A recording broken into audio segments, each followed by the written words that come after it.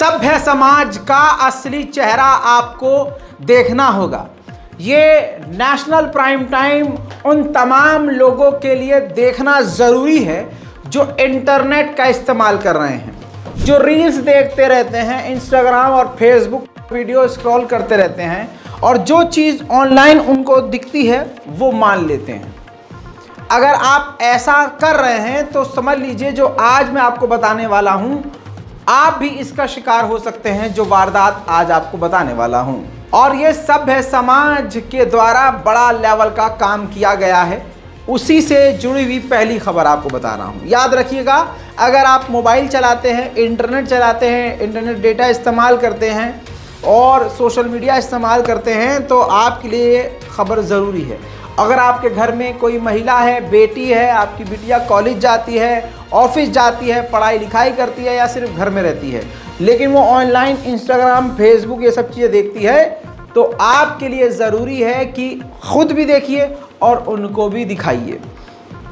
दोस्तों, हुआ ये है कि आर्टिफिशियल इंटेलिजेंस का और एडिटिंग का स्किल्स का ऑनलाइन ऐप्स का इस्तेमाल करके आजकल फर्जीवाड़ा चल रहा है और किसी भी सीधे साधे इंसान की वीडियो को, फोटो को नंगा कर दिया जाता है, फिर उसको सोशल मीडिया पर पोस्ट करके उसको बदनाम कर दिया जाता है। सोचिए, अल्लाह ना करे आपके परिवार की किसी महिला, किसी बेटी, किसी बच्ची का फ़ोटो अंधभक्त के हाथ में लग गया, वो उसको नंगा करके एडिट करके आर्टिफिशियल इंटेलिजेंस ऐप का इस्तेमाल करके उसको सोशल मीडिया पर पोस्ट कर दे, तो आप तो फांसी पर लटक जाएंगे बिना यह पड़ताल करे कि वो असली है या फर्जी है। लेकिन आप कहेंगे कि बदनामी तो हो गई, लेकिन नहीं, समाज को जागना होगा कि अब ये देश में क्या चल रहा है और एडवांस टेक्नोलॉजी, एडवांस मुसीबतें भी लेकर आ रही है। ऐसे में आपको बता दूं कि ये घटना छोटे मोटे किसी इंसान के साथ होती तो ये खबर दब जाती, लेकिन हरियाणा के ज़बरदस्त हमारे देश के अंतर्राष्ट्रीय महिला कुश्तीबाज रेसलर के साथ हुआ है।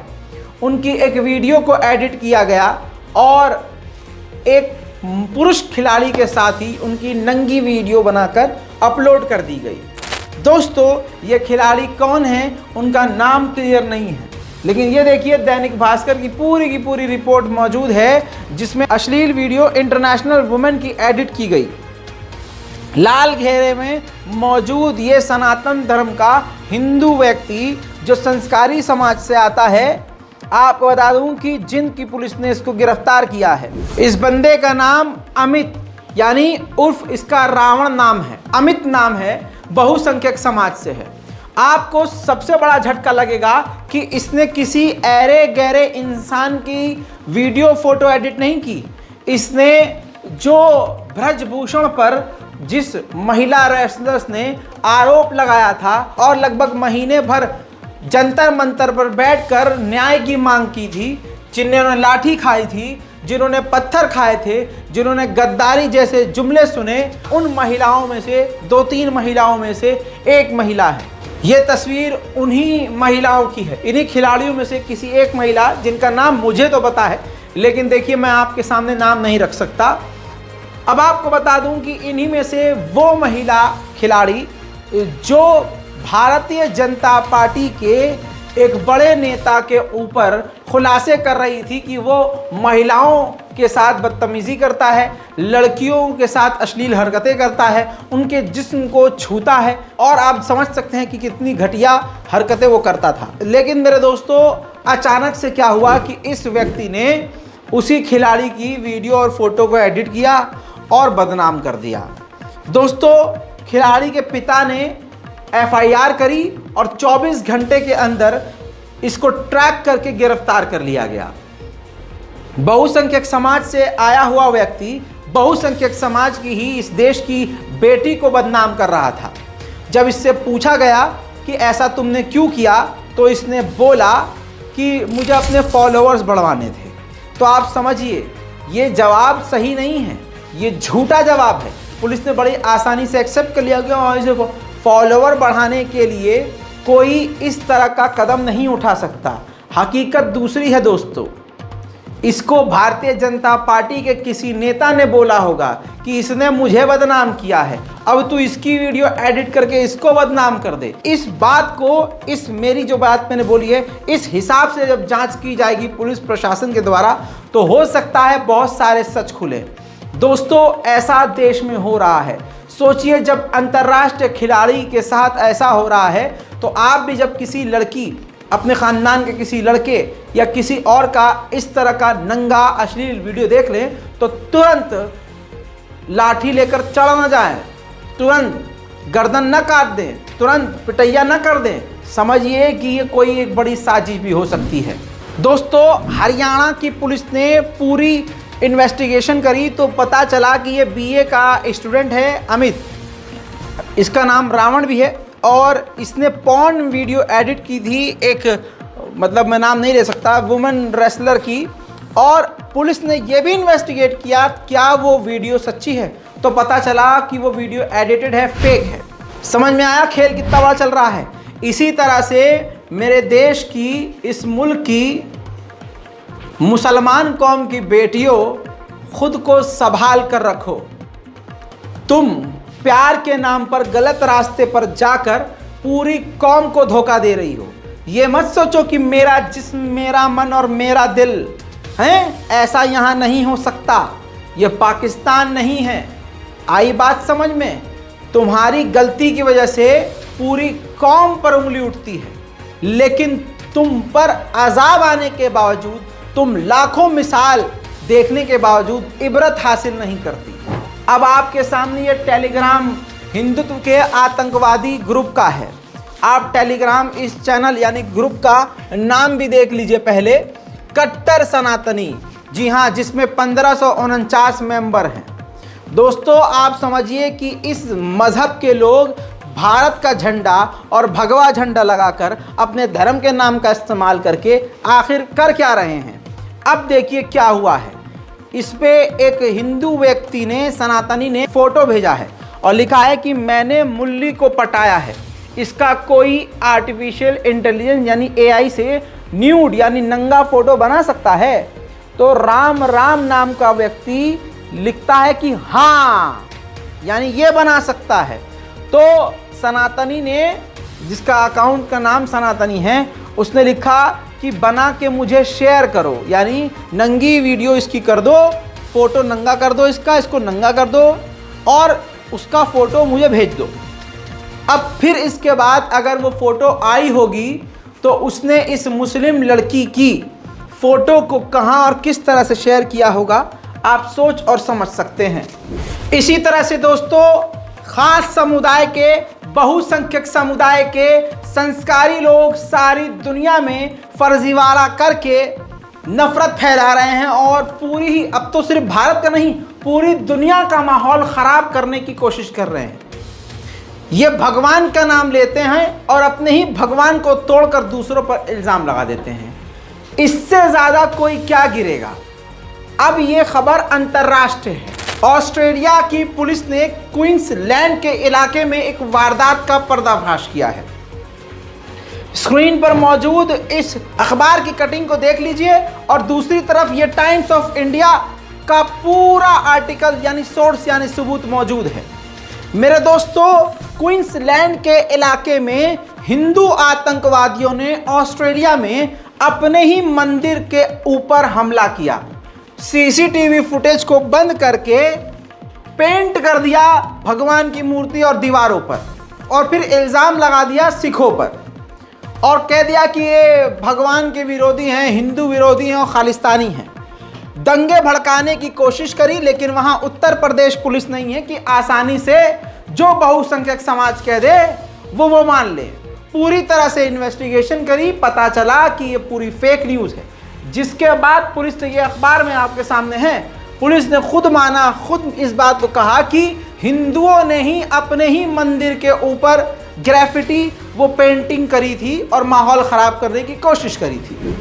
अब ऑस्ट्रेलिया में तो इंटेलिजेंस ईमानदारी से काम करती है और यहाँ आप जानते हैं कि ईमानदार का मतलब क्या होता है। वहाँ दंगे रुक गए और एक बड़ा कांड होने से पूरा मामला टल गया। ठीक उसी तरह का मामला इधर भी हुआ है, सोशल मीडिया और फर्जीवाड़ा का इस्तेमाल करके। कहां? अभी हाल में ही महाराष्ट्र के सतारा के इलाके में मुसलमान व्यक्ति ने, ध्यान से सुनिएगा, मुसलमान व्यक्ति ने अपने इंस्टाग्राम अकाउंट पर महाराणा छत्रपति शिवाजी के खिलाफ आपत्तिजनक पोस्ट किया गया, जिसके बाद वहां के हिंदू भाई भड़क गए। और भड़कना तय था कि भाई साहब ये तो गलत हुआ है, जो किसी को मानता हो, उसकी उसमें आस्था हो, तुम उसे गरियाओगे तो फिर यही होगा। अब हिंदुओं ने दिमाग नहीं लगाया, कुछ सीधे साधे हिंदू थे, कुछ प्लान्ड थे। दो तरह के लोग थे। एक को तो उम्मीद थी और यकीन था कि हमें करना है और हम दंगा कर लेंगे, हमें बहाने की तलाश है, तो बहाना मिल गया। अब सवाल ये होता है कि हुआ क्या उस दिन। असलियत अब पुलिस ने खुद बताई है। रिपोर्ट अंतर्राष्ट्रीय लेवल पर मौजूद है, सारी दुनिया ने कवर किया है। सतारा के महाराष्ट्र के इलाके में सोशल मीडिया पर आपत्तिजनक जो पोस्ट किया था छत्रपति शिवाजी के बारे में, इन्वेस्टिगेशन के दौरान वो हिंदू ही निकला, लेकिन मुसलमान की आईडी उसने हैक कर ली थी। मुसलमान की आईडी हैक करके उसने अपने ही महाराणा प्रताप को गालियां लिख डाली। फिर भीड़ भड़क गई, समझे, और भीड़ ने मस्जिद पर हमला करके, ये नूरुल हसन को कत्ल कर दिया। अब चौंकाने वाला खुलासा सामने हुआ है, जो मैं आपको बता रहा हूं कि हिंदू ने ही अपने ही छत्रपति शिवाजी के बारे में उल्टा सीधा बोल के, सोचिए, इतना बड़ा कांड करवा दिया। अब जिस सोशल मीडिया पोस्ट की वजह से मुसलमानों की दुकानों, मकानों और नूरुल हसन की हत्या और 14 लोगों को जो घायल कर देने वाली घटना हुई, इसके पीछे हिंदू व्यक्ति था जिसका नाम अर्जुन शिंदे था। पुलिस ने इसको गिरफ्तार कर लिया है। अमर अर्जुन शिंदे ने शिवाजी पर उल्टा सीधा पोस्ट किया था, जिसके बाद हिंदू समुदाय की भावना भड़क गई थी और एक मुस्लिम इंजीनियर और अनगिनत वाहनों को आग लगा दी गई, दुकान व घर भी जला दिया गया। महाराष्ट्र की पुलिस के मुताबिक अमर अर्जुन शिंदे ने एक मुस्लिम युवक का इंस्टाग्राम अकाउंट हैक करके इस घटना को अंजाम दिया था। बहरहाल नूरुल की शहादत हो गई है और उनको मस्जिद के अंदर घुसकर शहीद किया गया। धारदार हथियार से संस्कारी लोगों ने हमला किया और कई सारे मुसलमानों को घायल कर दिया। हिंदू भीड़ ने मुस्लिम समुदाय की दुकानों को लूटा और चिन्हित कर करके तोड़ फोड़ कर उनको लूट लिया। नूरुल हसन की हत्या उस वक्त हुई है, उनकी शहादत उस वक्त हुई है जब वो अपने अन्य साथियों के साथ मस्जिद में नमाज पढ़ रहे थे। कहा जा रहा है कि नूरुल घर के अकेले कमाने वाले थे, उनकी पत्नी भी 7 से 8 महीने की प्रेग्नेंट है। आप समझ रहे हैं, इसी तरह से मुसलमानों को बदनाम किया जाता है। आज आप देखते हैं कि मुसलमानों के नाम से बहुत सारे अकाउंट हैं, इंस्टाग्राम पर, फेसबुक पर, ट्विटर पर, जो भगवान के बारे में, किसी धर्म के बारे में आपत्तिजनक चीज़ें लिखते रहते हैं और उनको शेयर करके दूसरे हिंदू समुदाय के लोग कहते हैं, बीजेपी के आईटी सेल वाले कहते हैं कि ये तो मुसलमान है, जबकि ये बीजेपी आईटी सेल वालों में से ही कोई हिंदू व्यक्ति होता है, मुसलमान नाम से फर्जी आईडी बनाकर देश का माहौल खराब करने की कोशिश करता है। दोस्तों, सड़ा हुआ समाज लगातार 24 घंटे उनकी जिंदगी मुसलमानों के खिलाफ नफरत भड़काने में जाती है। जैसे आपके सामने अब ये देखिए, एक ट्रेन के अंदर मुस्लिम व्यक्ति वजू करते वक्त अपने पैर को धो रहा था कि गंदगी पैर से निकल जाए, तो सुधांशु त्रिवेदी का जो अकाउंट है पैरोडी वाला, जाहिर सी बात है कोई संस्कारी और बहुसंख्यक समाज का ही सड़ा हुआ आदमी चला रहा होगा, उसने इस वीडियो को शेयर किया। भारतीय जनता पार्टी के बहुत सारे आईटी सेल के भाव भाव करने वाले लोगों ने इसको शेयर किया। अब आप देखिए कि इसने क्या लिखा है। आपको क्या लगता है कि सुधरेंगे कभी या नहीं सुधरेंगे? अपनी राय बताइए। यानी खुद तो हगा ही है, अब अपने सारे बहुसंख्यक समाज के सड़े हुए साथियों को कह रहा है आओ तुम भी हगो। अब इसमें गलत क्या है? इस वीडियो में वो मुस्लिम व्यक्ति अपना पैर धो रहा है, वॉश बेसन में तुम बलगम निकालते हो, पान की पीप थूक देते हो और फिर पानी भी नहीं डालते। वो मुसलमान व्यक्ति पूरा वॉश बेसन धो के फिर अपना पैर उसमें धो के पैर नीचे करके वजू करके फिर वो वॉश बेसन धो के वहां से हटता है। भाई मेरी बात सुनो, इसमें दोस्तों इनकी भी गलती नहीं है। पता है क्यों? वो इसलिए जो हक के चूतर नहीं धोते, वो देख रहे हैं कि एक मुसलमान व्यक्ति पैर धो रहा है।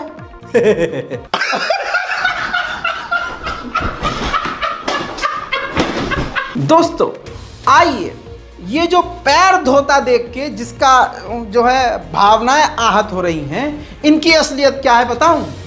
हमारे में तो एक इंसान सफाई कर रहा है, अपने जिस्म की मैल निकाल रहा है, गंदगी अपने आप से दूर कर रहा है। इनके वाले बहुसंख्यक समाज के लोग तो मूत देते हैं, पेशाब कर देते हैं महिला के मुंह पर। भूल गए? एनडीटीवी की रिपोर्ट आपके मुंह पर चिपकाऊंगा। अमृतसर से कोलकाता जा रही अकाल तख्त एक्सप्रेस में एक महिला के ऊपर पेशाब करने वाले टीटीई की नौकरी से उसको निकाल दिया गया है।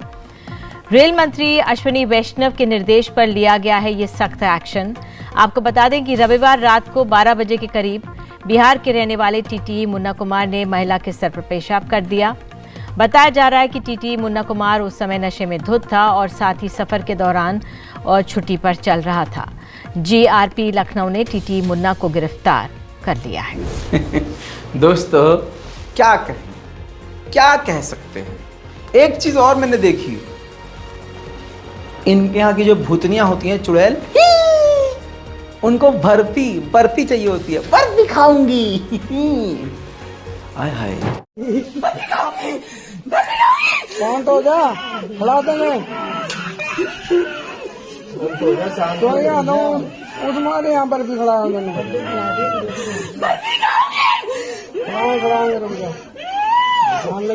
50 रुपया कट ओवर एक्टिंग के।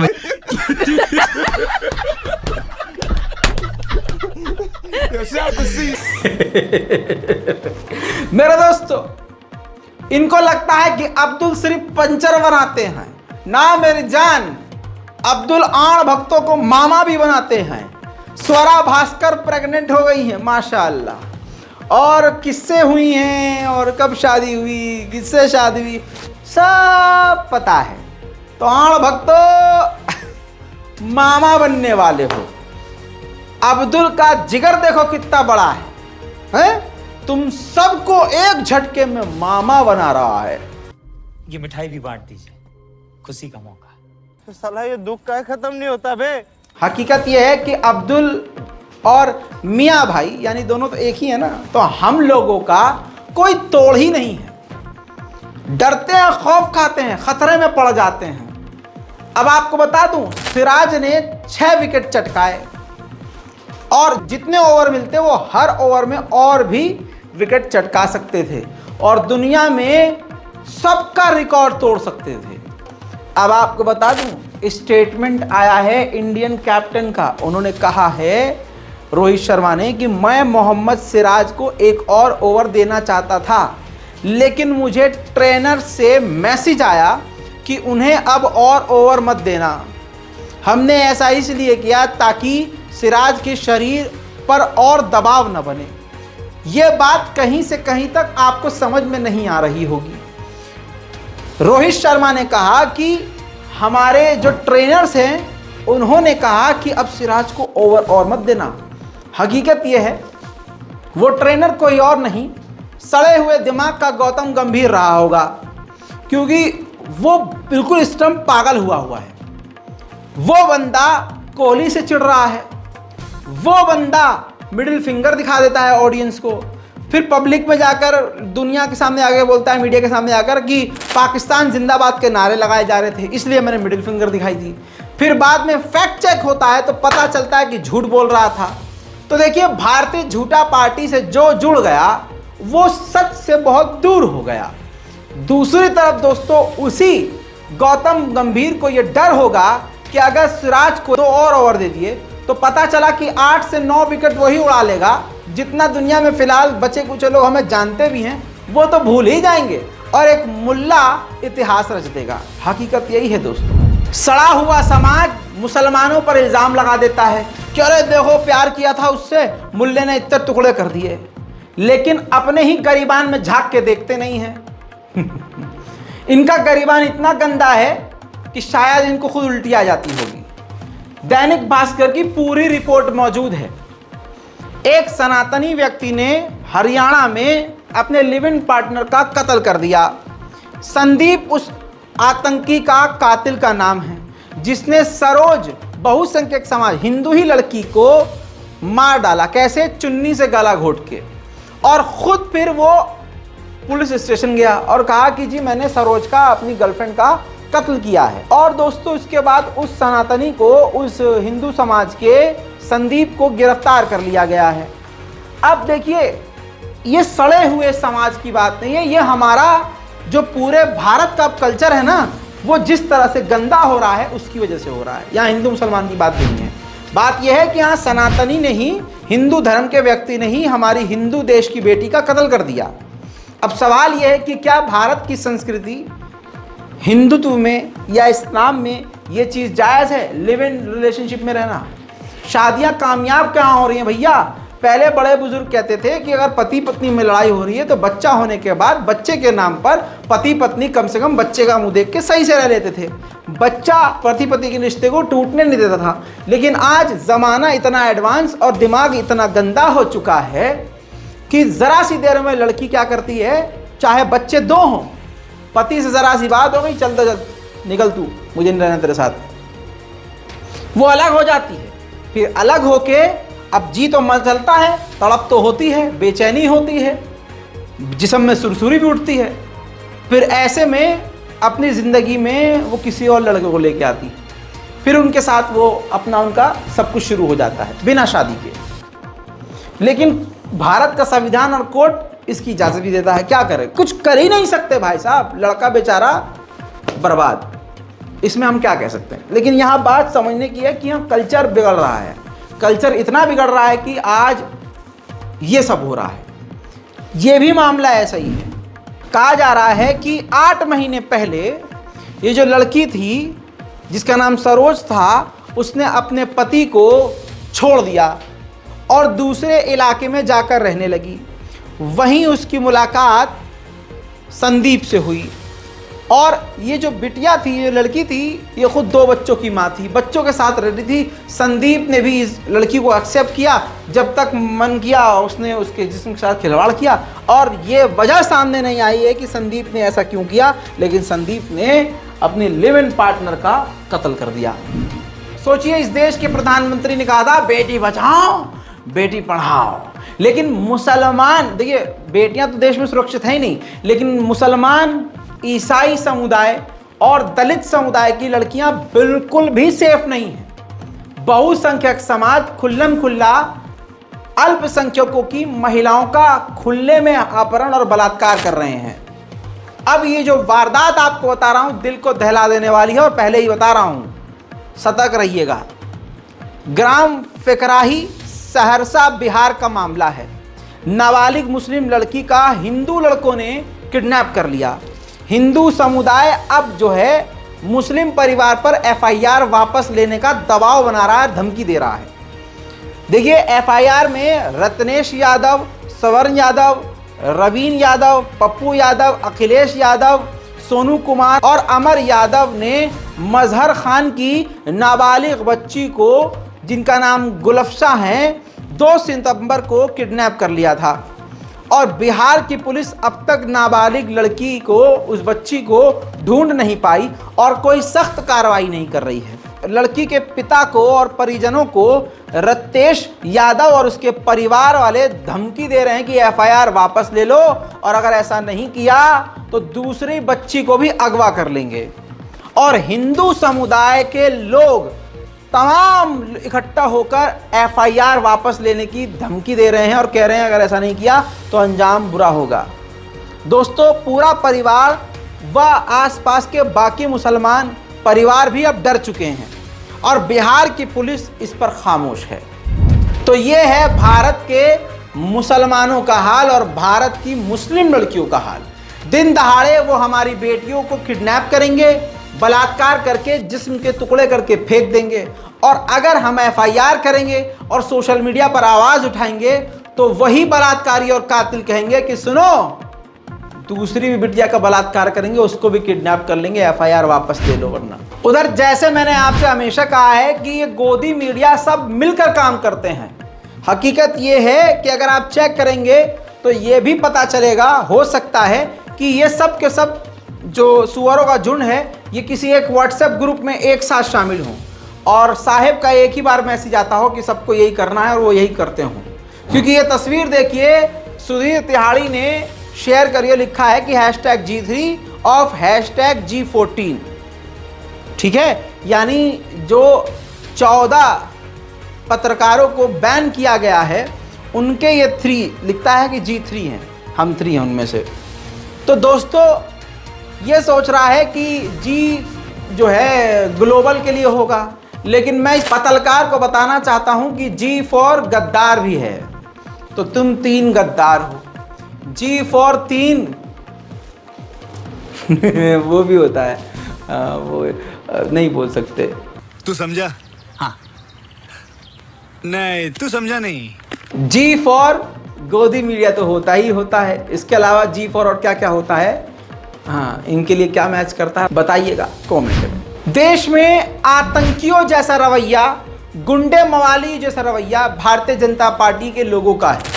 अब ये वीडियो देखिए जिसमें खासकर आपको छत के ऊपर भारतीय झूठा पार्टी का झंडा लगा हुआ नजर आ रहा होगा। अंबेडकर नगर जिले में भौकाल में राइफल से फायरिंग करने का ये वीडियो वायरल हो गया है। रील बनाकर इलाके में ये जो बंदा है धौंस जमा रहा था। बीजेपी प्रदेश कार्य समिति सदस्य के भाई का ये वीडियो है। अभिषेक चौधरी के भाई का ये फायरिंग करने वाला वीडियो वायरल हो चुका है और राइफल का लाइसेंस नहीं है। जहांगीरगंज इलाके का ये मामला है। मैं इसी बात को हमेशा से कहता हूं कि बहुसंख्यक समाज के तमाम लोगों के घरों के अंदर राइफल, बंदूक, कारतूस मौजूद है, क्योंकि शस्त्र पूजा के नाम पर इनके घरों में हथियार पहुंचाए जा चुके हैं।